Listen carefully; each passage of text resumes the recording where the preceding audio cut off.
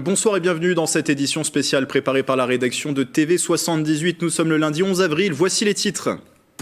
Emmanuel Macron et Marine Le Pen qualifiés pour le deuxième tour de l'élection présidentielle. Des résultats différents dans les Yvelines. Si le président sortant arrive largement en tête, la candidate du Rassemblement national n'est que troisième dans le département où c'est Jean-Luc Mélenchon qui se classe deuxième. L'insoumis gagne même 6 points par rapport à 2017. Autre enseignement de ce premier tour, le désintérêt des Yvelinois pour le scrutin. L'abstention est certes moins forte que sur le territoire qu'au niveau national, mais en hausse en comparaison à la dernière présidentielle, plus 3,3%. Nous verrons dans quelles communes les électeurs se sont le moins mobilisés. Et puis focus sur les résultats de la locale de l'étape. Valérie Pécresse, la candidate Les Républicains, a obtenu le pire résultat de l'histoire de son parti. Un score en berne aussi dans le département. Les Yvelines, terre à l'accoutumée favorable à la droite. Seulement 5e du premier tour avec 8% des voix quand François Fillon en totalisait plus de 27% en 2017. Et j'accueille tout de suite en plateau Wilfried Richy, bonsoir. Bonsoir. Rédacteur en chef de TV78 qui va m'accompagner tout au long de cette édition. En plateau également avec nous Wilfried, les journalistes de la rédaction de TV78 qui vont se succéder, mais aussi plusieurs invités des différents partis politiques pour analyser les résultats de ce scrutin du premier tour de l'élection présidentielle dans les Yvelines. Et Wilfried, le verdict est tombé hier soir, dimanche à 20h. Emmanuel Macron sera face à Marine Le Pen au deuxième tour. On va rejouer finalement le deuxième tour de la présidentielle de 2017. On va rejouer ce deuxième tour avec quelques subtilités, en tout cas dans les Yvelines. C'est ce qui va nous intéresser principalement ce soir. Emmanuel Macron est donc en tête en France, 27,84% des suffrages exprimés. Et dans les Yvelines, en tête également, 33,41%. Dans les deux cas, c'est mieux que 2017. Dans les Yvelines, le président sortant engrange presque 30 000 voix de plus. Les Yvelines, un département qui aujourd'hui sourit largement à la République en marche. De nombreux élus des Yvelines, anciennement républicains, se sont tournés vers le président sortant en cours de mandat. On en a parlé, on peut citer Saint-Germain-en-Laye avec son maire Arnaud Péricard ou encore Poissy et son maire Carl Olive. Poissy, ville où justement Emmanuel Macron a lancé sa campagne présidentielle il y a quelques semaines. Et on va écouter le maire de Poissy faire le bilan de ce scrutin. À Poissy, on note que la mobilisation est plus importante qu'au niveau national et évidemment, on ne va pas s'en plaindre. À Poissy, on va aussi noter que le résultat d'Emmanuel Macron progresse de près de 4 points par rapport à 2017. Et dans le même temps, Madame Le Pen est à plus de 10 points par rapport à son score national. Voilà pour Poissy, l'analyse du maire Carl Olive. Plus globalement, le département des Yvelines devrait donc être une base solide pour le second tour dans 2 semaines, d'autant que Marine Le Pen n'y est que 3e avec 13%, Jean-Luc Mélenchon est en 2e avec un peu plus de 22%. Attention tout de même au report des voix, comme au niveau national. Comment va s'opérer le report des voix des quartiers populaires des Yvelines? C'est là qu'Emmanuel Macron enregistre ses plus mauvais scores, à Trappes 16,6% ou encore au Mureaux 16,8%. On va décortiquer tout cela ce soir. Voilà pour ce premier état des lieux. Et Bichente Maria Santi-Esteban de la rédaction de TV78 nous a rejoint en plateau. Bonsoir Bichente. Bonsoir Grégory. Avec vous, on va parler des chiffres de la participation et même plutôt de l'abstention. C'était l'une des données importantes de ce premier tour de la présidentielle. Les Yvelinois allaient-ils se mobiliser pour le scrutin? Le constat est sans appel. Oui, 22%, c'est le taux d'abstention dans le département des Yvelines après ce premier tour. Un record depuis 2002 dans une présidentielle, un chiffre qui s'aligne sur le chiffre national, même si ce dernier est encore plus élevé. Environ 25% des Français ne se sont pas rendus aux urnes. Et d'un point de vue géographique, où est-ce que l'abstention a été la plus forte? Alors l'abstention, et c'est quasi systématique en Ile-de-France, elle s'est surtout constatée dans les villes dites plus populaires. À Trappes, on est grosso modo à 28%, 30% à La Verrière, et quand on se rend dans certaines villes du Nord Yvelines, comme Mantes-la-Jolie, Mantes-la-Ville ou les Mureaux, on trouve 32 à 34% d'électeurs qui n'ont pas fait le déplacement. Ces chiffres ont une corrélation avec la géographie politique, puisque dans toutes ces villes, le candidat de la France Insoumise, Jean-Luc Mélenchon, a été choisi avec la majorité absolue, soit à chaque fois plus de 50% des votes, atteignant même jusqu'à 60% à Trappes et aux Mureaux. Et à contrario, dans certaines communes, les électeurs se sont fortement mobilisés. Oui, du côté de Voisins-le-Bretonneux, Viroflay ou Croissy-sur-Seine, un faible taux d'abstention entre 14 et 17%. Ville la plus peuplée des Yvelines, Versailles, se situe aussi dans le bas du panier niveau abstention, juste en dessous des 20%.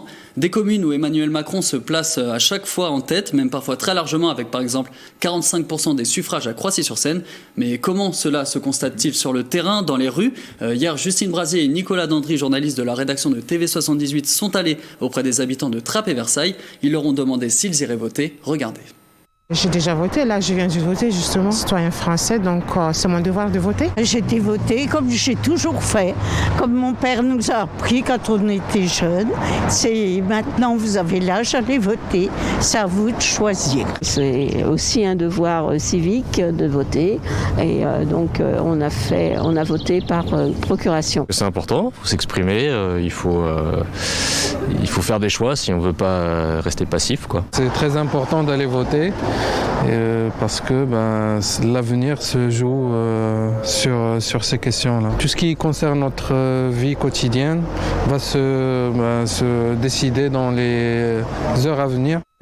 Bien que cela ne se remarque donc pas forcément auprès des habitants qui restent nombreux à considérer cet acte citoyen comme essentiel, le taux d'abstention est bel et bien là et il inquiète. On écoute à ce propos Alexandra Dublanche, vice-présidente de la région Île-de-France, soutien de la candidate Valérie Pécresse, au micro du même Nicolas Dandry.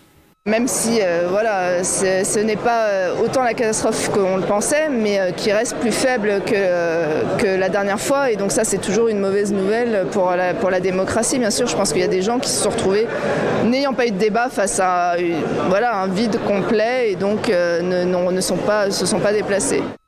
Moralité donc, on s'attendait quand même à pire. Pour faire un petit rappel historique, la dernière fois que le taux de participation était si faible, c'était en 2002. La différence, c'est qu'il y a 20 ans, les Yvelines s'étaient moins mobilisées que le reste des Français au premier tour, seulement 68,8% contre 71,6% sur le reste du territoire. Depuis, et hormis une petite exception en 2012 avec 0,6% de moins que la moyenne nationale pour voir l'ancien président de la République François Hollande se retrouver face à Nicolas Sarkozy au second tour, le département demeure plus mobilisé que l'ensemble du pays, d'au moins 3 points, et 2022 n'a pas dérogé à la règle. Merci Bichente Mayen-Santisteban pour ces chiffres de la participation et même de l'abstention dans les Yvelines pour ce scrutin des présidentielles. Merci d'avoir été avec nous. Nicolas Dandry de la rédaction de TV78 va nous rejoindre dans un instant pour parler de la droite républicaine. Les Yvelines, on le sait, une terre habituellement favorable aux républicains, municipales, départementales, régionales. Et le département avait en plus sa candidate, Nicolas Dandry, qui nous rejoint. Bonsoir Nicolas. Le département des Yvelines avait sa candidate, Valérie Pécresse, qui a réalisé le plus faible score de l'histoire de la droite gouvernementale. Elle est en dessous des 5% et en 5e position. Et derrière Éric Zemmour, l'atmosphère était donc froide dans son QG à la Maison de la Chimie à Paris. Quelques militants et soutiens y étaient rassemblés. Le récit de la soirée avec vous.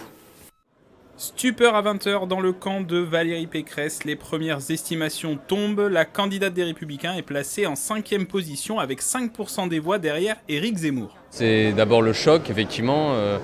On ne se voyait pas aussi bas. On pensait que notre projet avait réussi à convaincre davantage de Français. Donc c'est un état de sidération. Et puis viendra le temps collectivement de débriefer tout ça. C'est décevant parce qu'elle a mené une campagne très très forte sur un programme qui était excellent. Je considère que le climat de cette campagne, l'absence de débat, la volonté d'escamoter la campagne pèse lourd aujourd'hui dans la montée des extrêmes. Et donc il faudra là aussi en tirer les conséquences. À 20h15, quelques ténors du parti arrivent dans la grande salle de la Maison de la Chimie à Paris. Valérie Pécresse livre sa première réaction suite à cette déception. L'occasion d'officialiser son vote au second tour pour Emmanuel Macron, tout en soufflant une orientation à ses électeurs. Je demande aux électrices et aux électeurs qui m'ont honoré de leur confiance de peser dans les jours qui viennent avec gravité les conséquences potentiellement désastreuses pour notre pays et pour les générations futures de tout choix différent du mien qu'ils envisageraient pour le second tour. Après le discours de leur candidate, les militants Les Républicains quittent progressivement le QG. Au fil de la soirée, les résultats s'affinent. Au niveau national, les estimations sont confirmées. À la 5e place, Valérie Pécresse obtient 4,79% des voix. Même position dans les Yvelines où la candidate LR récolte 8,32% des suffrages. Juste derrière Éric Zemmour à 8,75%. Et on va poursuivre avec vous, Nicolas Dandry. Vous étiez donc au QG des Républicains hier à Paris. On va poursuivre avec les autres personnalités politiques de droite. Alors, Pas de réaction de Gérard Larcher, mais vous avez d'autres réactions? Alors, sachant qu'il est 18h, les chargés de communication du Sénat auprès de Gérard Larcher nous avaient dit qu'il y aurait un communiqué à apparaître à partir de 17h, mais toujours aucune réaction de la part du président du Sénat qui doit encore être en train de travailler sur sa communication. Alors une réaction, celle-là, c'est celle du président de la Fédération yvelinoise des Républicains qui est aussi président du conseil départemental des Yvelines. Effectivement, Pierre Bédier a réagi sur Twitter très rapidement après 20h. Il déclare, je cite sur le tweet qu'il a fait, « Dans la fidélité à mes engagements de toujours avec le président Chirac contre tous les extrémismes et parce que l'esprit de responsabilité doit prévaloir dans ces circonstances électorales plus qu'incertaines, j'appelle sans réserve à voter pour Emmanuel Macron. » Pour les autres élus yvelinois, difficile de trouver des républicains pour s'exprimer aujourd'hui, notamment parce qu'un bureau politique se tenait à la mi-journée, mais j'y reviendrai plus tard dans cette chronique. Alors rentrons à présent dans le détail, les résultats yvelinois de Valérie Pécresse. Et on va revoir s'afficher les résultats du premier tour de l'élection présidentielle dans les Yvelines. Valérie Pécresse termine en 5e position en obtenant 8,32% des suffrages, le score le plus faible de la droite gouvernementale dans le département. Alors plusieurs explications tenues hier soir au QG. D'abord, une campagne du président de la République Emmanuel Macron qui ne permettait pas à la candidate Valérie Pécresse de développer son projet. Il y a aussi le phénomène de vote utile, que Valérie Pécresse en fait était située au milieu de la droite entre Éric Zemmour et Marine Le Pen et de l'autre côté Emmanuel Macron. On va détailler certains résultats à Versailles. Elle arrive en 4e position derrière Emmanuel Macron et Éric Zemmour et au coude à coude à 14,04% des voix, au coude à coude avec Jean-Luc Mélenchon qui est à 14,07%. Même place à Vélizy-Villacoublay, Valérie Pécresse obtient 11,29% des voix. Vélizy, la commune où elle a voté, elle est conseillère municipale, elle a été députée. Et on écoute d'ailleurs le maire de la ville, Pascal Thévenot, qui réagit à ce résultat. Elle a pu avoir un score plus honorable que ce qu'on a pu avoir au niveau national. Mais on voit bien que le vote utile a été... avec un électorat vélizien qui s'est soit reporté sur Emmanuel Macron en vote utile, soit reporté sur Marine Le Pen en vote utile. Les sondages nous ont tellement expliqué que les extrêmes pouvaient arriver et même une folie d'avoir un Mélenchon-Le Pen qui a été présenté un peu dans les derniers jours. Donc ce qui a fait que l'électorat n'a pas voté par conviction mais par défaut. Dans certaines communes, Valérie Pécresse s'en sort tout de même bien. Alors Valérie Pécresse obtient ses meilleurs scores dans plusieurs communes, notamment à la 2e position, aucune commune où elle arrive en première position, mais seconde position à Davron avec 17,14%, Le Vésinet 14,15%, Bailly 14,09%, Clairefontaine en Yvelines 13,99% et Croissy-sur-Seine avec 13,91%. On constate en fait que plus on se rapproche de Paris, plus elle obtient des résultats élevés. On pense notamment peut-être à un phénomène où les électeurs voient au quotidien la politique régionale, notamment dans les transports. On voit le Vésinet qui est sur la ligne A du RER. On voit aussi plusieurs communes situées autour du tram 13 qui est en cours de construction, au cœur aussi de la politique de transport de Valérie Pécresse au niveau régional. Maintenant, le parti... Nicolas, je me permets de vous interrompre. Il me semble que en Île-de-France, Valérie Pécresse n'arrive en tête dans aucun des départements. Oui, pour la présidente de la région, c'est surprenant. Oui, mais enfin voilà, un petit phénomène quand même que dans certaines communes autour de ce tram 13, elle arrive en tête, aussi peut-être la proximité avec Versailles. Maintenant, le parti Les Républicains doit tirer les leçons de ce résultat et se tourner vers l'avenir. C'est ce que nous indiquait Alexandra Dublanche hier soir au QG de campagne. La vice-présidente au Conseil régional d'Île-de-France est proche de Valérie Pécresse. On l'écoute. Il faut surtout que notre parti reste uni pour les combats prochains à mener. Et donc, effectivement, pas une voix à l'extrême droite. Valérie Pécresse a toujours eu une position très tranchée face aux extrêmes et donc voilà, c'est tout à fait cohérent avec sa position. Il y a un espace politique pour ce projet, ça c'est certain, j'en suis persuadée. Je reste persuadée que ce projet est le meilleur pour l'avenir du pays et donc il faut qu'on continue à le pousser, à le défendre, à commencer lors des élections législatives bien évidemment. Et pour parler de l'avenir des Républicains et notamment des législatives, comme le disait Alexandra Dublanche, un bureau politique s'est réuni à la mi-journée. La campagne de Valérie Pécresse, sa combativité a été saluée durant ce bureau. Puis les tenors du parti avec les centristes veulent défendre un projet d'une droite indépendante. On écoute la sénatrice Les Républicains des Yvelines, Sophie Primas. Cette position d'unité, il va falloir la tenir. Donc, voilà. Donc aujourd'hui, on a obtenu que tout le monde voilà, sur cette position-là, par un vote. Mais voilà, après, on va voir dans le temps si on arrive à avoir suffisamment de force pour la tenir. Ça, c'est...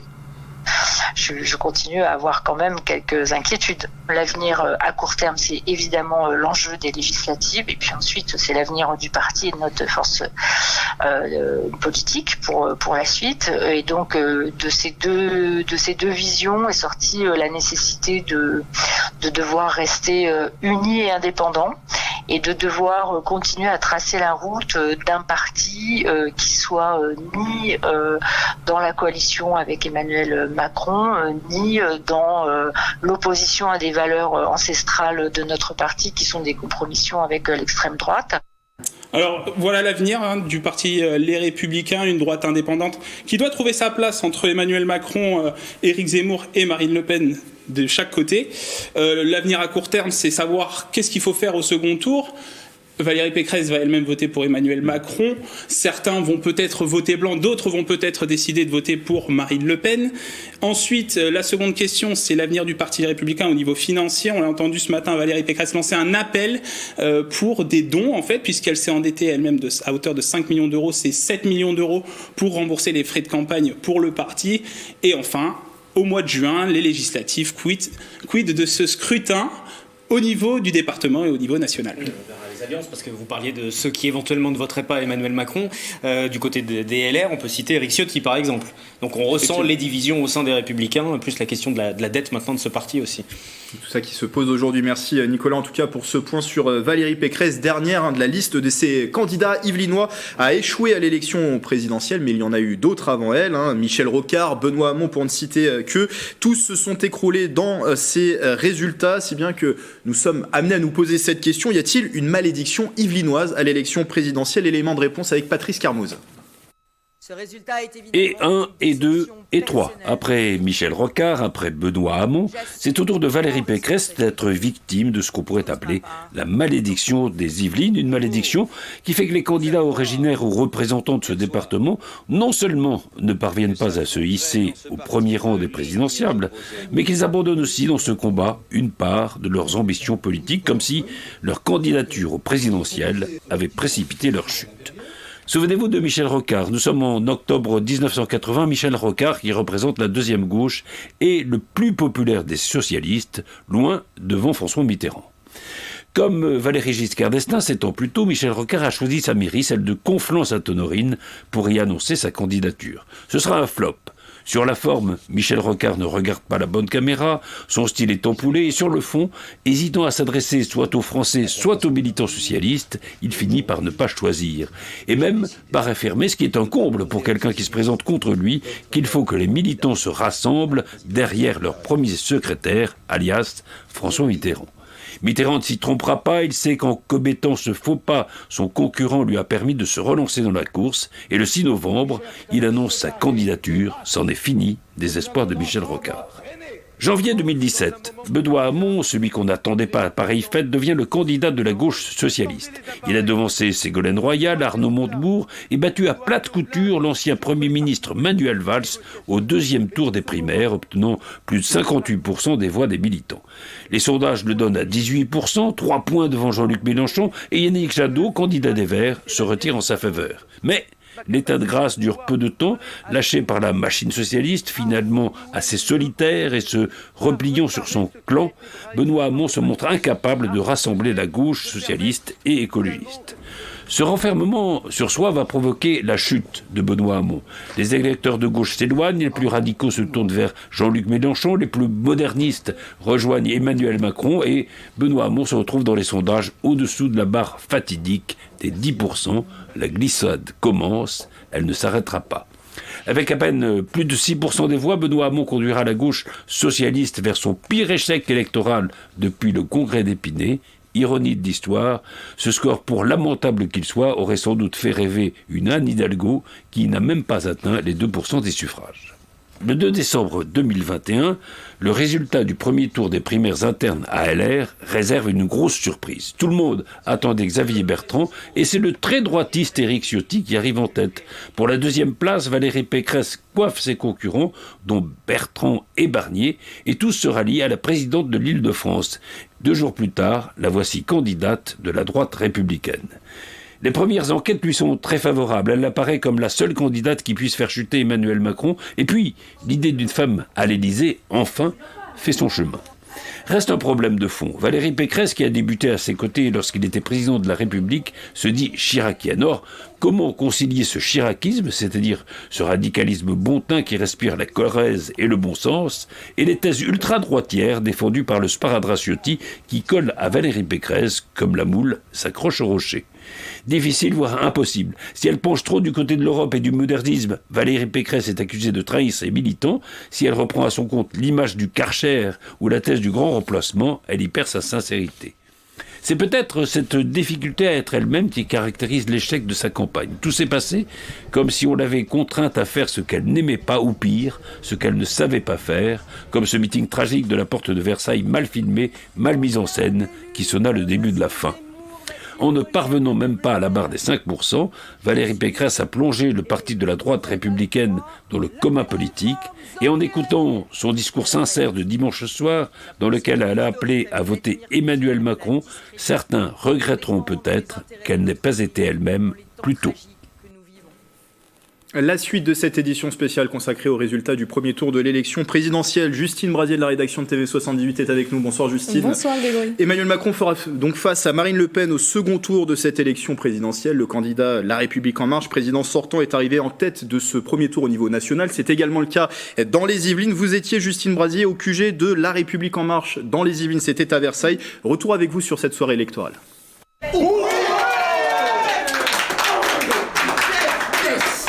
Emmanuel Macron en tête au premier tour de l'élection présidentielle avec 27,84% des voix.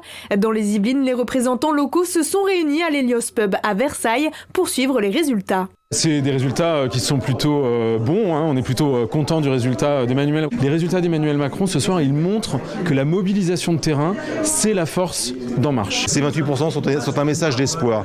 Voilà comment je le prends et donc j'en suis très fier. Je crois aussi que ça nous envoie un message sur ce que doit être la façon de faire de la politique aujourd'hui. Je crois que les Français attendent de nous encore plus d'humilité, encore plus d'efforts et encore plus de vérité. Ceux qui votaient Emmanuel Macron ont répondu présent. Donc ce soir, même si rien n'est fait et même s'il faudra faire une grosse campagne de second tour, on est plutôt satisfait. Mais encore une fois, rien n'est fait. Le candidat La République En Marche arrive également en tête dans le département avec 33,41% des votes yvelinois. Je ne pensais pas faire aussi grands pas en avant par rapport aux résultats de 2017. Donc en 2017, la circo était en moyenne à 29%.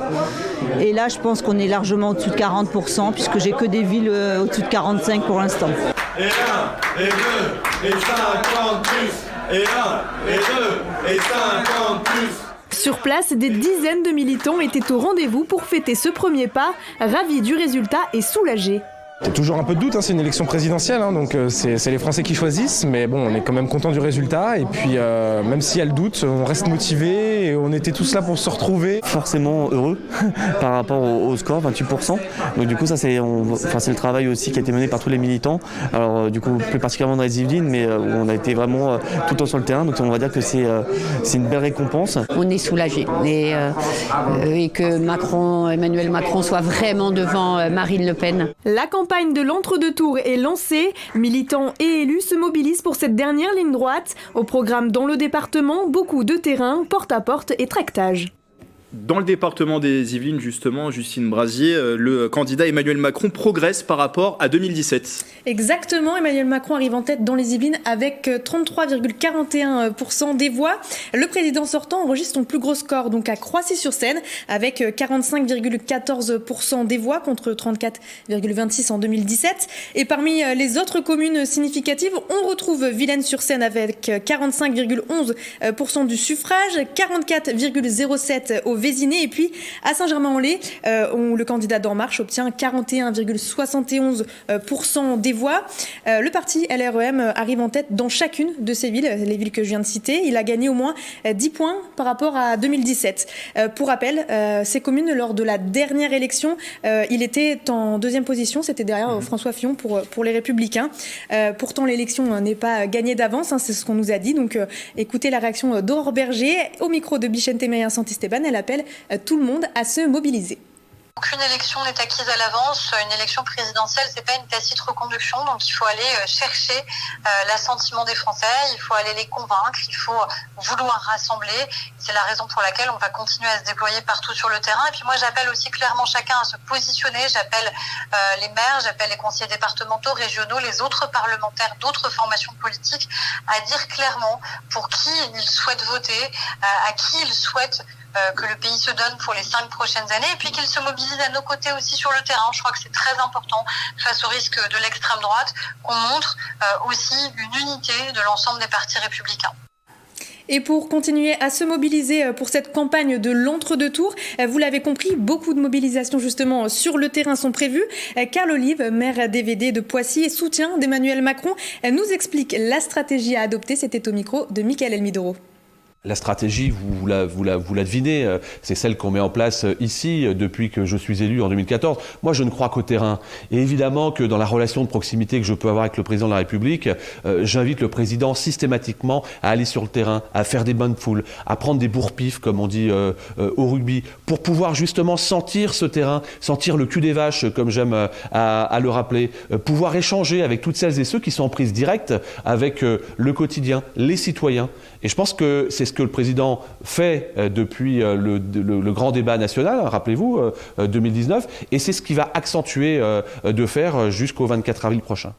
Quelles sont les autres réactions, Justine, dans le département ? Alors, parmi les autres réactions via les réseaux sociaux ou des communiqués, on a par exemple Arnaud Péricard, maire DVD de Saint-Germain-en-Laye, qui a dit, je cite, via un communiqué, « Pour ma part, comme au premier tour, je soutiens le candidat Emmanuel Macron. C'est le seul en capacité de conduire la France dans l'Europe avec l'OTAN face aux graves dangers qui les menacent. » Et puis on a également Jean-Noël Barrot qui a réagi via les réseaux sociaux cette fois-ci. Il a remercié notamment les électeurs. Le député LREM de la 2e circonscription des Yvelines appelle également à la mobilisation, je cite, un seul choix pour notre pays, celui d'Emmanuel Macron. Merci Justine pour ce point. Autre réaction, Wilfried, avec notre invité. Avec notre invité, Mickaël Ithière, bonjour. Oui, bonjour. Vous êtes le responsable LREM dans les Yvelines, récent responsable, c'était juste avant le début de la campagne officielle, donc satisfait forcément de ce résultat, avec cette progression aussi dans le département des Yvelines du vote Emmanuel Macron. Néanmoins, il y a 2 votes qui vous échappent, c'est celui des quartiers populaires et celui des zones plus rurales. Donc ce sera l'axe principal pour la suite de la campagne ? Oui, ce sera évidemment un axe majeur, mais avant d'entrer dans le détail, je souhaiterais dire un mot sur ce qui a été le taux de participation dans les Yvelines et en France. La démocratie est sauve, la démocratie se maintient. C'est un salut républicain que je salue moi-même de la part de... tout de même de la participation par rapport à il y a 5 ans. Hein. Oui, mais on est dans des zones très raisonnables. Plus de 75%, 78% dans les Yvelines. On en revient au cœur du sujet. Oui, bien et sûr. à ce vote qui vous échappe, celui des quartiers populaires. Je peux citer l'exemple de Trappes par exemple, des Mureaux encore, et puis des zones plus rurales aussi. C'est un vote là plutôt qui part sur soit Marine Le Pen, soit Jean-Luc Mélenchon. Effectivement, on l'a constaté hier soir. On a un vote de gauche utile qui s'est manifesté pour Jean-Luc Mélenchon. Ce vote utile, je peux le comprendre puisque avec ces 2 projets de rétrécissement, ces 2 projets qui excluaient une partie des Français, nos quartiers dits populaires se sont très souvent retranché finalement vers Jean-Luc Mélenchon en particulier, puisque le vote de Marine Le Pen reste très bas dans ces quartiers. Le projet d'Emmanuel Macron sur les 5 dernières années avait vocation à lutter contre ces inégalités. Je pense notamment à tout ce qui a été fait au sein des quartiers populaires de la ville, les QPV, en matière d'éducation. On a dédoublé les classes en REP et en REP+. J'ai un exemple très précis à côté de chez moi, à Chanteloup. On a multiplié par 2 le nombre de professeurs sur ces classes, avec les premiers résultats, une alphabétisation qui est meilleure, des résultats à l'école qui s'améliorent et un relationnel avec les parents également qui s'améliore. Je pense également à l'emploi. On a beaucoup travaillé sur ces 5 dernières années sur des solutions pour les jeunes, issus des quartiers prioritaires de la ville, mais aussi des les quartiers ruraux avec le programme Un jeune, une solution, qui a trouvé un écho avec beaucoup de contrats de travail qui ont été signés, mais également toutes les mesures qui ont été prises pour développer l'emploi, puisque aujourd'hui, on n'a pas encore atteint le plein emploi, mais on a le chômage le plus bas depuis 15 ans, y compris dans ces quartiers. Vous parlez des quartiers prioritaires, vous parlez d'éducation, on a entendu aussi les ministres depuis ce matin parler pouvoir d'achat, que c'était le point principal du programme d'Emmanuel Macron. On sent bien la main tendue vers la gauche, vers l'électorat de Jean-Luc Mélenchon. C'est pas un petit peu tard ? Il n'est jamais trop tard pour bien faire. On a beaucoup travaillé sur le projet présidentiel sur ce qui est le pouvoir d'achat, et c'est finalement toute l'ambition du projet d'Emmanuel Macron depuis le début. Ce sont deux axes. D'un côté protéger, mais de l'autre côté libérer. On a souvent dans ces quartiers populaires des jeunes qui veulent entreprendre, des jeunes qui veulent créer leur entreprise. On n'en a jamais créé autant que ces dernières années. Alors la crise est évidemment passée par là et a modéré, j'ai envie de dire, l'impact de ces mesures, mais ces entrepreneurs qui veulent produire de la richesse, qui veulent s'émanciper et ne pas rester complètement finalement emprisonnés dans ces quatre murs, arrivent à trouver des solutions. Il faut continuer à les accompagner, continuer à avoir une politique volontariste. On a le temps pour une dernière question. Le président de la République l'a dit ce matin, le front républicain n'existe plus, qu'il ne fallait pas se leurrer. Aujourd'hui, ce n'était plus le cas. Ça veut dire que sur le terrain, concrètement, vous allez aller, et je parle pour le département des Yvelines, sur des secteurs plus tendus, plus difficiles, nord-ouest des Yvelines, sud du département également, et pas uniquement à Poissy ou à Saint-Germain où on sait que là, les jeux sont faits. Oui, Carl Olive l'a bien dit tout à l'heure, terrain, ça va être notre mantra. Il fallait sentir le cul des vaches. Oui. Pour aller dans le sud du département. Oui, je pense qu'il y faisait référence. Concrètement, alors on ne l'a jamais abandonné ce terrain-là. On a fait entre 35 et 40 actions par semaine depuis le début de la campagne. On est allé sur tous les territoires. Mais il va falloir l'accentuer. Je pense aux Mureaux, je pense à Trappes, je pense à La Verrière, je pense à Mantes-la-Jolie. Des quartiers qu'on connaît bien, dans lesquels on a des animateurs locaux, dans lesquels on a des militants, mais auprès desquels on doit finalement trouver plus d'écho. Et faire des propositions fortes, juste je vous interromps, mais il y a aussi ça qui est attendu par les électeurs de Jean-Luc Mélenchon. On pourrait voter Emmanuel Macron, mais on veut des engagements forts. On veut un retour sur la retraite à 65 ans, que finalement ce ne soit pas le cas. On veut une hausse du SMIC, par exemple. Il pourrait y avoir ce genre d'engagement ? Alors, je ne me prononcerai pas à la place du candidat, mais j'ai entendu tout à l'heure qu'Emmanuel Macron, pendant son déplacement à Denain, a été interpellé par une dame qui lui faisait part de ce problème de retraite. Et il l'a dit très clairement, c'est de la co-construction. On va gérer finalement le problème des retraites parce qu'on le sait, il va falloir les financer à travers de la co-construction, du dialogue, et on prendra en compte toutes les situations de pénibilité notamment. Donc j'ai bon espoir qu'on réussisse à trouver des accords pour pouvoir avancer sur un terrain commun qui est celui du progrès social. Merci beaucoup, Mickaël Littière, d'être venu en plateau commenter presque à chaud un petit peu ces résultats. Merci à vous. Effectivement, alors dans les Yvelines, Wilfried, derrière Emmanuel Macron, ce n'est pas Marine Le Pen, mais Jean-Luc Mélenchon qui se classe deuxième. Je parle bien des résultats yvelinois.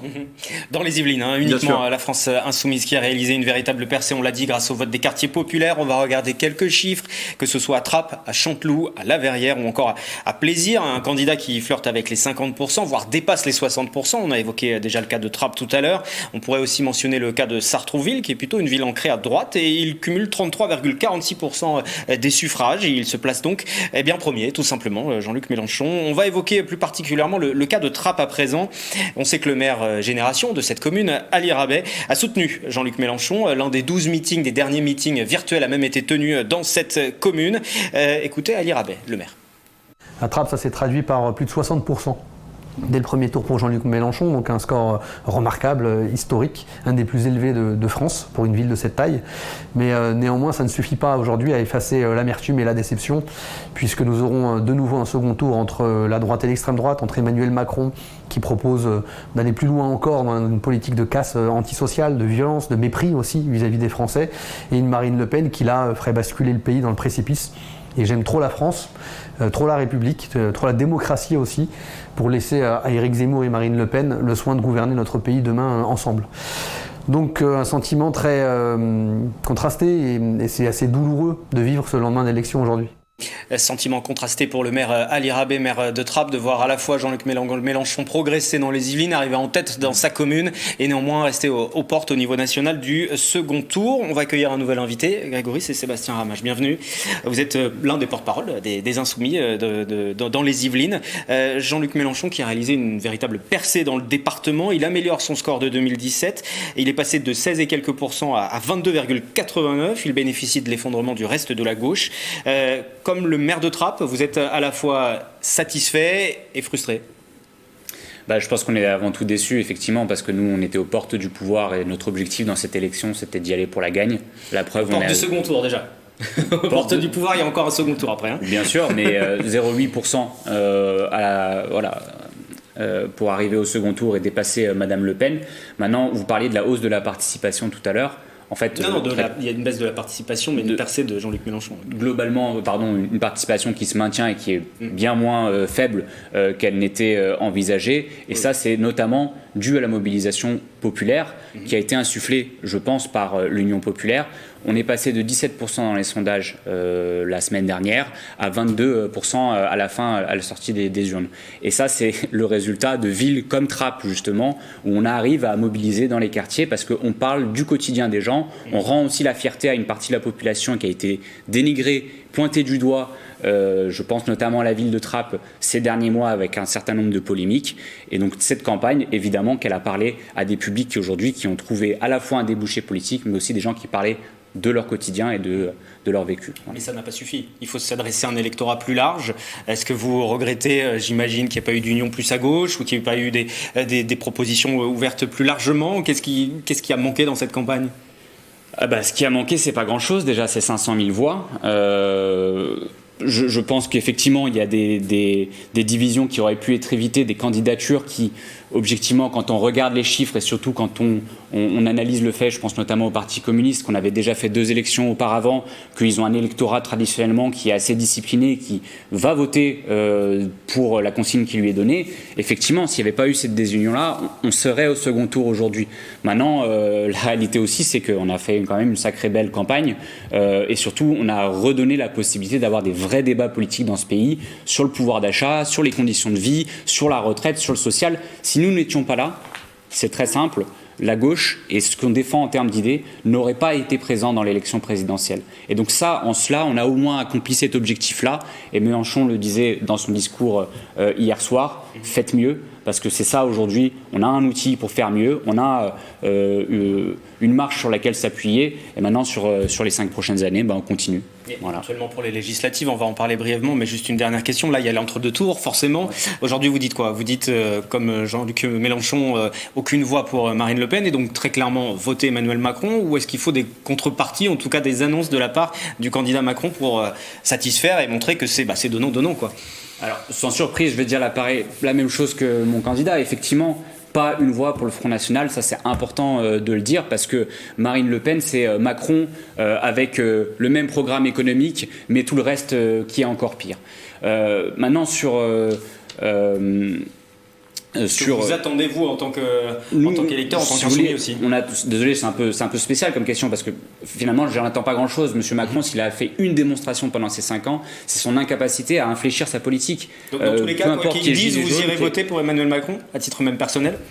Moi, mon vote me regarde et je serai dans le secret de l'isoloir. En tout cas, je tiendrai un bureau. Pour Marine Le Pen, ça veut aussi dire soit on ne vote pas, soit. Ces 3 choix qui sont proposés notamment à nos membres à travers notre plateforme Action Populaire, on va les interroger et leur demander, sur les 3 positions, quelle sera la vôtre, à titre indicatif. Maintenant, on ne donnera pas de consigne de vote parce que l'histoire a prouvé que c'est contre-productif. Notre électorat, une partie d'entre eux ne nous le pardonnerait pas. Et de toute façon, je pense que si on dit aux gens juste allez voter pour Monsieur Macron, au final ça renforcera aussi d'une certaine manière lui la légitimité qu'il se donne aujourd'hui en tant que grand défenseur de la République et de la liberté, alors même qu'il nous fait la démonstration depuis 5 ans qu'il s'attaque et il fait la courte échelle aujourd'hui au Front National. Et donc en aucun cas nous n'avons à porter la responsabilité de la situation dans laquelle on est. C'est Macron qui nous a amenés dans cette situation, c'est Macron qui a fait monter l'extrême droite par les discours nauséabonds qu'il a promus pendant son quinquennat. Et donc c'est sa responsabilité à lui d'aller convaincre ou pas l'électorat dont il se revendique. Voilà. Et pour vous convaincre, il y aura un petit peu de travail vu ce que vous venez de dire, donc on l'a bien compris. Une dernière question, les législatives. Tout à fait, j'imagine que vous avez regardé, pour revenir aux Yvelines, un peu les différents résultats. Il y a eu des très bons scores. Si on regarde la 11e circonscription par exemple, qui comprend Trappes, La Verrière et Lancourt, vous dites que c'est de bon augure pour les législatives à suivre, quelle que soit l'issue du scrutin présidentiel. présidentielle. Bah, bien sûr, et je pense que on a un objectif aujourd'hui, c'est d'avoir à l'Assemblée nationale un groupe qui soit combatif comme il l'a été avec 16 députés, mais cette fois-ci avec l'avantage du nombre et une capacité de blocage. C'est ça que nous cherchons à avoir aujourd'hui, une cohabitation pour faire en sorte qu'on ait un vrai contre-pouvoir à l'Assemblée qui a été malheureusement ignoré et voire bafoué pendant le quinquennat de M. Macron. Un groupe plus uni à gauche cette fois-ci, avec une gauche plus large. Eh ben, on maintient la même stratégie, l'union populaire, l'union à la base. Et donc, il y aura des syndicalistes, il y aura des ouvriers, il y aura des représentants de tendances politiques différentes sur nos listes. Oui. Très bien, merci beaucoup. Voilà. Merci à vous Sébastien Ramage, on va vous laisser quitter le plateau face à Emmanuel Macron le 24 avril prochain. Marine Le Pen qui s'est également qualifiée pour le deuxième tour de cette présidentielle avec 23,41% des voix. Et pour parler de ces résultats, nous allons accueillir un nouvel invité, Laurent Morin, qui va être avec nous dans un instant. Ça, il nous rejoint en plateau, qui est responsable départemental du Rassemblement national dans les Yvelines. Bonsoir. Bonsoir. Merci d'être avec nous. Déjà un avis sur le résultat au niveau national. Marine Le Pen qui gagne 2 points par rapport à 2017 et qui fera face de nouveau à Emmanuel Macron. C'est le match retour finalement de la dernière présidentielle, avec peut-être aussi une réserve de voix un peu plus élevée pour Marine Le Pen et des sondages du deuxième tour qui parlent d'un match très serré. On est sur du 52-48 pour le moment en faveur d'Emmanuel Macron. La victoire pour RN, c'est possible ?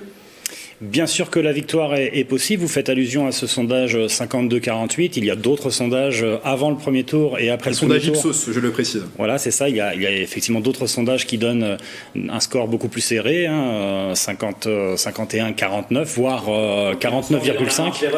On est de toute façon dans la marge d'erreur. Pour revenir sur le résultat, globalement, effectivement, c'est un résultat très satisfaisant pour Marine Le Pen, dans un contexte de présence d'une candidature concurrente vigoureuse depuis de longs mois. Et malgré cette candidature concurrente, nous faisons un score effectivement supérieur au score de premier tour de 2017. Nous faisons également un score supérieur à ce qui était donné dans les sondages encore il y a 15 jours. Donc bien évidemment, c'est une grande satisfaction. Et puis la dynamique est évidemment présente. Nous le sentons sur le terrain. Il y a un espoir, un très très grand espoir du peuple français. Et nous sommes au diapason de cet espoir depuis déjà de très longs mois. Et nous allons essayer d'amplifier cette dynamique pour grappiller les quelques points qui nous manquent pour gagner cette majorité qui nous fera rentrer à l'Élysée. Vous parlez de dynamique, comment l'expliquer justement avec le contexte, vous l'avez un peu évoqué, cette fuite de plusieurs cadres du RN vers Éric Zemmour, la candidature d'Éric Zemmour, les sondages qui n'étaient pas en la faveur de Marine Le Pen. Comment expliquer justement cette tendance plutôt positive sur les dernières semaines ? Sincèrement, on n'a jamais été inquiet pendant cette campagne. Et les départs, les quelques cadres qui sont partis ont été finalement des péripéties de campagne qui ont eu très peu d'impact. Au Rassemblement national, vous avez sur l'ensemble du territoire plus de 1000 élus et les cadres qui sont partis se comptent sur le doigt, sur les doigts d'une main. Gilbert Collard partir, oui, bien sûr. Ou même si elle n'était plus au Rassemblement national, Marion Maréchal. Oui, bien sûr, c'est symbolique, mais le programme qui a été élaboré par Marine Le Pen, chiffré, abouti, sérieux, crédible depuis déjà de très longues années, a finalement convaincu les Français. Et c'est vrai que l'élection présidentielle, c'est la rencontre d'un homme ou d'une femme politique avec le peuple français. Et visiblement, cette rencontre, c'est Marine Le Pen qui l'a faite avec le peuple français.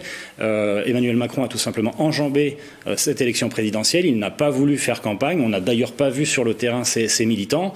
Il se retrouve quand même malgré tout à un score de 27%. Alors il a bénéficié du socle qu'il avait réussi à constituer en 2017, plus un transfert de voix de Valérie Pécresse, mais véritablement il n'a pas beaucoup de réserves de voix. Vous parliez des réserves de voix, elles sont très faibles. Plaçons le curseur, Laurent Morin, sur le département des Yvelines. La candidate du Rassemblement national ne se classe qu'en 3e position dans le département avec 13,77% des voix, à 20 points d'Emmanuel Macron, 33,41% des voix, et à 9 points de Jean-Luc Mélenchon qui recueille 22,89% des suffrages. Alors par rapport à 2017, Marine Le Pen gagne tout de même 1 point dans le département. Comment expliquer cette stagnation du Rassemblement national dans les Yvelines ? Écoutez l'avis de l'eurodéputée Mathilde Androuet, qui est l'ancienne aussi responsable départementale du parti dans les Yvelines. Je pense que les Yvelines sont à l'image de cette fracturation qui n'a cessé de grandir en France sous le mandat Macron, à savoir les gagnants de la mondialisation qui sont donc dans les villes les plus aisées, on va pas se mentir, des Yvelines où Monsieur Macron fait des scores très impressionnants, très appréciables. Et par ailleurs, un autre vote qui, lui, est le vote mélenchoniste, qui a été aussi très frappant par les scores, l'importance des scores dans des villes telles que les Mureaux ou même Trappes, dans des villes donc qu'on dit plus populaires, mais qui sont aussi le signe que progressivement arrive sur la scène nationale un vote communautaire. Ce qui n'est pas forcément une bonne nouvelle, parce que ça veut vraiment dire qu'il y a une fracturation du monde politique et qu'on ne vote plus en fonction de l'intérêt national, mais d'intérêts particuliers. Et je précise juste que les résultats yvelinois sont similaires à la tendance régionale. Comment expliquer que les idées du Rassemblement national ne remportent pas encore la faveur des électeurs yvelinois ? Mathilde Androuet parlait d'une fracture entre les électeurs. Est-ce que vous l'analyseriez comme ça ? Oui, bien sûr, c'est une bonne analyse. La sociologie des Yvelines et plus généralement de la région Île-de-France est très particulière. C'est un territoire de mission pour le Rassemblement national depuis toujours. Ceci dit, dans le département des Yvelines, il y a effectivement 3 sociologies bien distinctes. La sociologie des quartiers politiques de la ville, la sociologie plutôt rurale et la sociologie plutôt des villes UP de l'Est du département. Et effectivement, ça se conclut finalement en trois votes. Un vote macroniste, un vote mélenchoniste et un vote mariniste dans la ruralité. L'enjeu pour tous ces électeurs et pour tous les Français, je pense que c'est important d'insister sur l'enjeu, c'est de véritablement sauver notre pays, d'une part dans son identité, mais également sauver notre système social, parce que c'est ça que Emmanuel Macron attaque, notre système social, en prenant une politique ultralibérale. Je pense qu'on en parlera, mais le point le plus crucial, c'est évidemment les propositions très différentes en termes d'âge de départ à la retraite. 65 ans pour Emmanuel Macron, 60 ans pour Marine Le Pen, pour ceux qui ont commencé à travailler avant 20 ans, et 62 ans pour ceux qui ont commencé à travailler entre 20 et 24 ans. C'est un système progressif qui vise à établir une justice sociale, c'est-à-dire que ceux qui partent de bonheur, ceux qui commencent à travailler de bonheur, bien évidemment, travaillent sur des métiers beaucoup plus usants et ne peuvent pas travailler jusqu'à 65 ans. Donc Marine Le Pen propose de sauvegarder, de préserver notre système social, là où Emmanuel Macron dit lui-même qu'il est un déconstructeur. Moi, j'irais même jusqu'à dire qu'il est un destructeur de notre système social, et c'est l'enjeu de cette élection, préserver notre système social. Et les électeurs de gauche, en général, ont un rôle évidemment très important à jouer. J'entendais le représentant de Jean-Luc Mélenchon qui disait pas une voix pour le Rassemblement national, mais il n'est pas propriétaire d'abord de ses électeurs, et visiblement, selon les études qui sont données, il y a 2/3 des électeurs de Jean-Luc Mélenchon qui ne veulent pas voter pour Emmanuel Macron. C'est la même chose pour les électeurs de Fabien Roussel, c'est la même chose pour les électeurs de Yannick Jadot. Ça ne veut pas dire qu'ils vont voter Rassemblement national, on pourrait avoir une abstention plus forte aussi. Bien sûr, voilà. Mais il n'y aura pas, en mais tout on cas, sent bien que les réserves de voix, qu'elles soient LREM ou du côté Rassemblement national, ce soit ces électeurs de... Marine Le Pen est en tout cas arrivée en tête dans 38 communes des 259 communes yvelinoises. Le plus gros score du côté de Flacourt, 129 votants avec 44,76% des voix. C'est surtout dans les petites et moyennes communes, d'ailleurs situées dans le nord du département, que la candidate RN se place première. C'est le cas de Gargenville, vous le voyez, 7000 habitants où elle totalise 29,23% des suffrages. Même tendance du côté de Flins-sur-Seine, ville plutôt ouvrière, avec la présence sur le territoire de l'usine Renault, 2300 habitants. Marine Le Pen et ses 29,44% devance d'une courte tête Emmanuel Macron. On le voit, des petites communes, des communes périurbaines qui ne sont pas loin finalement aussi des autres régions franciliennes. On est aux frontières de l'Île-de-France.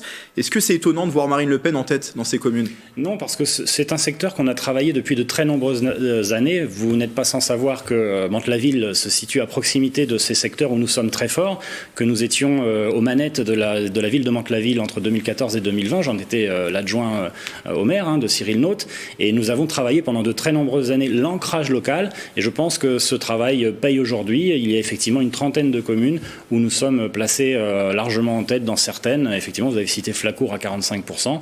Donc nous avons réussi, je crois, à grignoter petit à petit notre espace politique dans ce département à l'origine plutôt difficile électoralement. Et vous parliez de Mantes-la-Ville, si on peut voir les résultats à Mantes-la-Ville s'afficher, c'est le vote, on peut le dire, contestataire qui l'emporte. Jean-Luc Mélenchon qui est en tête avec 42,82%, Marine Le Pen est deuxième avec 20,32%. Vous le disiez, une ville qui a été sous bannière Rassemblement National pendant un mandat, de 2014 à 2020. Vous étiez le premier adjoint de cette commune dont le maire était Cyril Naute. Comment on l'analyse? Comment vous l'analysez, ce résultat? Le score de Jean-Luc Mélenchon à Mantes-la-Ville pour cette élection présidentielle, correspond finalement avec effectivement une augmentation de son score au score finalement qu'il avait fait en 2017. Il était déjà arrivé en tête à Mantes-la-Ville en 2017 et je pense qu'il a bénéficié à fond du vote indigéniste. Il y a 3 quartiers politiques de la ville à Mantes-la-Ville et je pense que la participation a dû être phénoménale dans ces 3 quartiers et je pense que c'est exactement la même chose qu'il s'est produit à Trappes, au Mureau, à Chanteloup-les-Vignes, à Mantes-la-Jolie également. Donc oui, c'est un vote contestataire parce que je pense qu'il y a un vote aussi bien dans le camp national que dans le camp plutôt identifié à gauche, un vote anti-Macron et il faut espérer qu'effectivement au second tour, ces électeurs vont véritablement se positionner contre Macron parce que je ne vois pas comment. Mais c'est ma dernière question. Sur quoi va se jouer ce second tour? Comment convaincre les derniers électeurs? Sur par exemple le système social dont je vous parlais tout à l'heure, je ne vois pas comment des électeurs de gauche, sincèrement, pourraient voter pour Emmanuel Macron qui propose une réforme de la retraite avec un âge de départ à 65 ans. Je ne vois pas non plus comment des électeurs de gauche pourraient voter pour un président qui, pendant 4 ans sur son mandat, n'a pas réindexé les retraites par rapport à l'inflation. Donc on sent véritablement que Emmanuel Macron est là pour détricoter notre système social. On l'a vu également à l'occasion de la crise sanitaire avec des suppressions de lits en plein cœur de la crise, 17 000 lits supprimés. Donc nous avons été élus à Mantes-la-Ville et nous sommes toujours élus dans l'opposition. Nous parlons beaucoup avec les Mantevillois qui pour beaucoup sont de gauche. La ville est historiquement de gauche. Je peux vous dire qu'il y a un état d'esprit tout sauf Macron qui est en train de se développer. Merci Laurent Morin d'être venu en plateau, je le rappelle, responsable départemental du Rassemblement National dans les Yvelines. On va vous laisser quitter le plateau pour accueillir notre prochain invité Wilfried et on va parler d'Éric Zemmour qui termine 4e de ce premier tour de la présidentielle. Il termine donc 4e, effectivement, avec seulement 7,07% des suffrages exprimés, bien loin de Jean-Luc Mélenchon, 3e et c'est 21,95%. Dans les Yvelines, Éric Zemmour fait un peu mieux, toujours 4e, mais il termine avec 8,74% des suffrages. Meilleur score à chercher du côté du Chénet-Rocancourt, par exemple, 15,8%, ou encore du côté de Versailles, 18,5%. Résultat qui le place justement en 2e place derrière Emmanuel Macron. Nous a rejoint en plateau à présent Aurélien Guerrero. Bienvenue. Bonsoir. Vous êtes le responsable communication dans les Yvelines, notamment de Reconquête. Véritable contre-performance pour votre formation, mais avec tout de même quelques satisfactions locales? Oui, alors contre-performance... 7% alors que vous étiez annoncé beaucoup plus haut. Oui. Difficile de dire autrement. Oui, on va dire plutôt que c'est une petite déception, mais ça reste une étape, en sachant que nous partions d'une feuille blanche. Il faut quand même imaginer qu'il y a quelques mois, nous étions simplement une association, notamment avec les amis d'Éric Zemmour, et qu'aujourd'hui nous comptons plus de 3 millions d'électeurs, ce qui n'est pas rien. Et que vraiment aujourd'hui, Éric Zemmour a réussi à mettre sur la table différentes idées que l'on passait un petit peu sous le tapis pendant des années. Il y a des satisfactions locales, j'évoquais le cas de Versailles. Vous attendiez à ce score à Versailles. Éric Zemmour a été présent plusieurs fois dans la ville de Versailles pendant la campagne. Exactement, il a fait différentes conférences sur la ville de Versailles. Et puis on va dire que les traditions catholiques, notamment avec la prise de position sur le mariage pour tous, a sûrement joué dans ce résultat dans notre département et plus précisément sur la commune de Versailles, où notamment il y a une présence de Madame Trochu. Et ce n'est absolument pas une surprise pour nous. La mobilisation a été forte sur le terrain, beaucoup de tractage, beaucoup de boitage, une présence très très forte et régulière sur les marchés, sur les gares. Et aujourd'hui pour nous, c'est vrai que c'est une véritable satisfaction sur la commune de Versailles. Sur les autres communes, en tout cas sur quelques-unes, et même plusieurs dans le département, ça a été plus compliqué. 4,9% à Carrières-sous-Poissy, 5,1% à Elancourt, encore 5% à Mantes-la-Ville. Oui. Et pourtant, Marine Le Pen là-bas fait 20%. Oui, alors effectivement, c'est vrai qu'on remarque d'abord que dans ces villes, le vote communautaire a été très important, notamment avec Jean-Luc Mélenchon. Ensuite, comme je vous l'ai dit, on vient simplement d'arriver. Pour nous, c'est une première campagne présidentielle. On aura d'autres combats politiques à mener dans l'avenir avec d'autres projets. Éric Zemmour a été très clair. L'idée pour nous aujourd'hui, c'était d'exister. Maintenant, nous sommes là, nous rentrons dans l'arène. Et après, bien entendu, on ne peut que progresser. On n'avait pas d'antécédents par rapport aux autres partis politiques. C'est vrai que beaucoup avaient des éléments de comparaison sur les années précédentes. Nous, en l'occurrence, nous n'avons rien. Éric Zemmour a dit soit je serai au second tour, si je ne suis pas au second tour, je serai élu, mais si je ne suis pas élu, dans tous les cas, je serai le leader de l'opposition.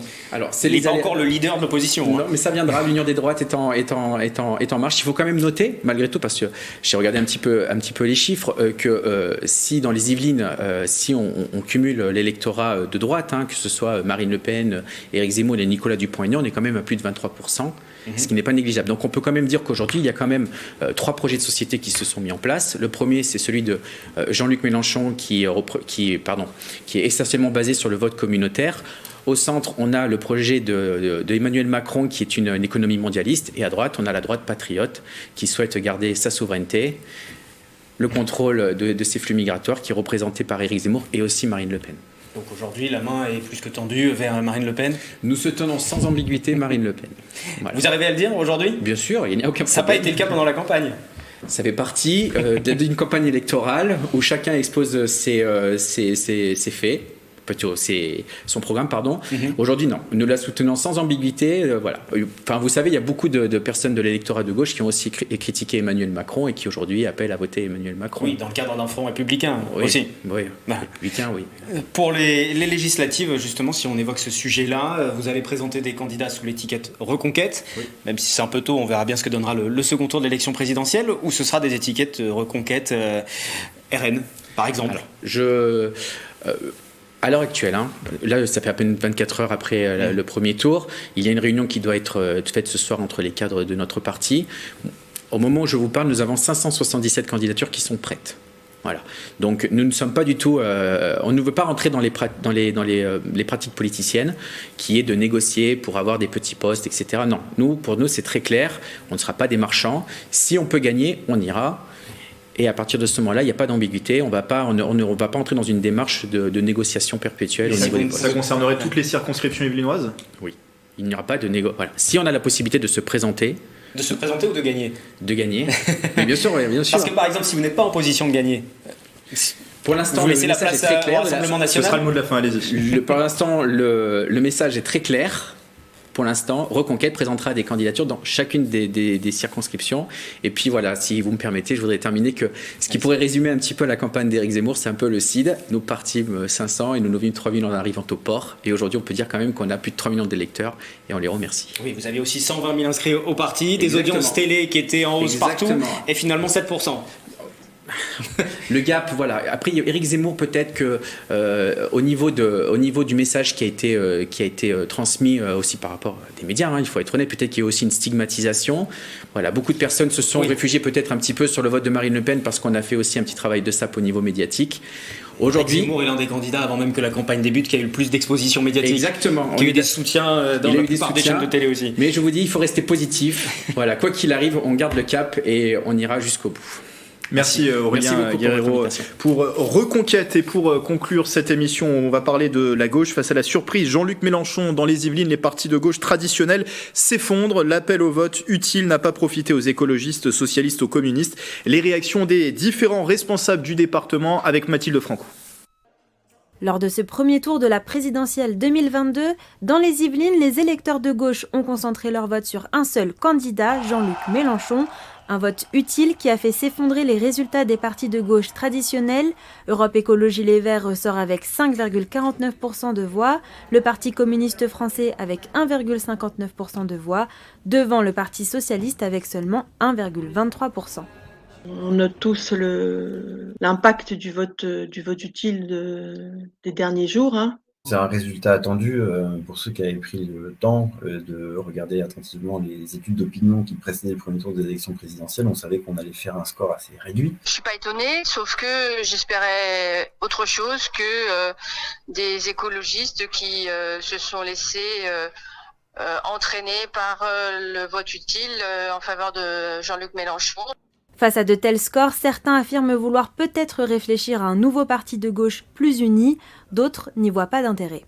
Se dire qu'il faut même pas présenter des candidats de premier tour lors d'une échéance aussi importante que la présidentielle, parce qu'il faut impérativement assurer la qualification d'un seul candidat de gauche, c'est finalement renoncer à l'idée que des familles politiques entières et des courants de pensée de la vie politique française puissent présenter des candidats. Peut-être que les relations entre la France insoumise et LV, qui sont globalement pas très bonnes, chacun devrait réfléchir à est-ce qu'on veut continuer comme ça ou est-ce qu'on veut que l'écologie et la justice sociale soient les prochaines idées fortes à venir. Les responsables de gauche dans les Yvelines se rassemblent tout de même sur un point. Ils appellent tous à faire barrage au Rassemblement national et à voter pour Emmanuel Macron en vue du second tour le 24 avril. Tout le monde est assez unanime chez nous, appelle à voter pour le président de la République, non pas par adhésion, hein, j'espère que chacun l'aura bien compris. À mon grand regret, je vais dire ça. Je vais dire que j'appellerai plutôt à voter Monsieur Macron. Les communistes ont toujours été très clairs par rapport au barrage fait à l'extrême droite. Voter Macron ne veut pas dire voter pour Macron et ses réformes, mais pour empêcher l'extrême droite d'arriver au pouvoir. On ne joue pas avec l'extrême droite, jamais. Dorénavant, le Parti socialiste, le Parti communiste français et Europe Écologie Les Verts se concentrent sur une nouvelle échéance, les législatives, un enjeu primordial pour ces partis de gauche traditionnels. Voilà, c'est la fin de cette édition spéciale. Merci de l'avoir suivi. Merci Wilfried. Merci Grégory. Wilfried Richy, rédacteur en chef de TV78. Merci aux équipes de TV78, rédaction, infographie et montage. Une édition spéciale à retrouver en replay sur notre site internet et notre application mobile. Belle soirée sur TV78.